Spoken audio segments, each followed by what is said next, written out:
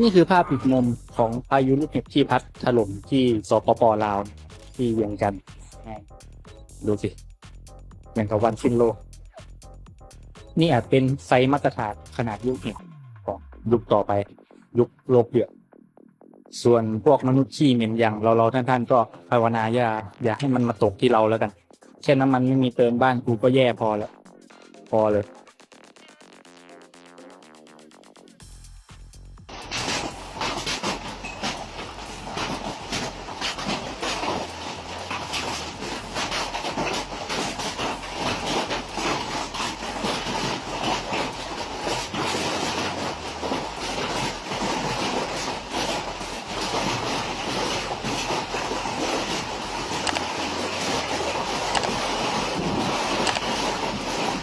ยุ่งหรอ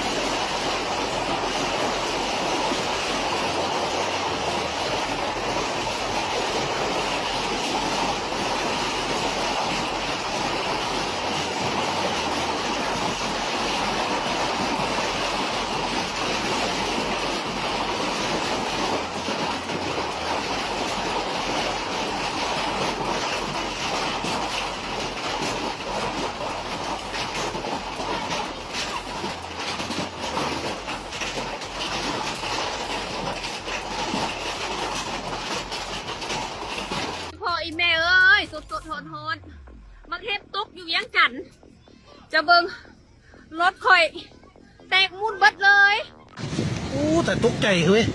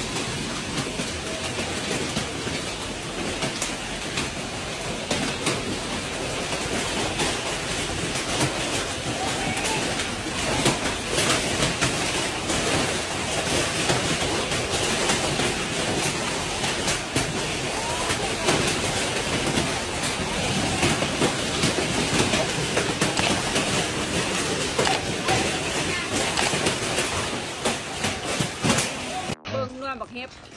คาดว่ามันตกได้เป็นเศร้าได้เป็นชั่วโมงแล้วไม่หน่วยใหญ่ซ้ำนี่จะเบิงสภาพเมื่อน้องชายข่อย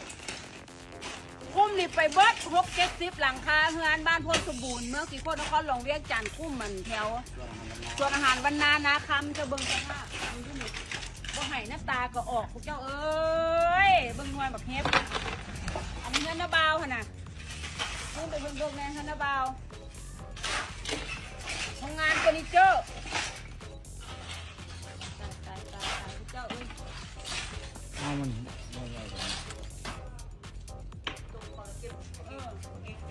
บ่มีอย่างเหลือเล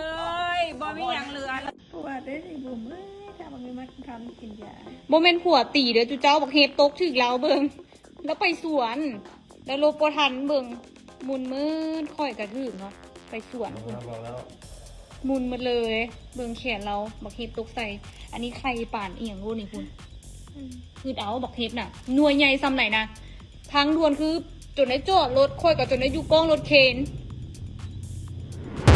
ช่วงเย็นวันนี้ครับ 22 มีนาคม เวลาประมาณสัก 4 โมงครึ่งครับ ได้เกิดพายุลูกเห็บขนาดยักษ์ ซัดถล่มหลายพื้นที่ของนครหลวงเวียงจันทร์สปป.ลาวสร้างความเสียหายแก่บ้านเรือนของพี่น้องประชาชนวัดวาอารามอาคารพาณิชย์อาคารหน่วยงานของรัฐเกือบ100 หลังรวมถึงรถยนต์รถจักรยานยนต์อีกหลายสิบคันได้รับความเสียหาย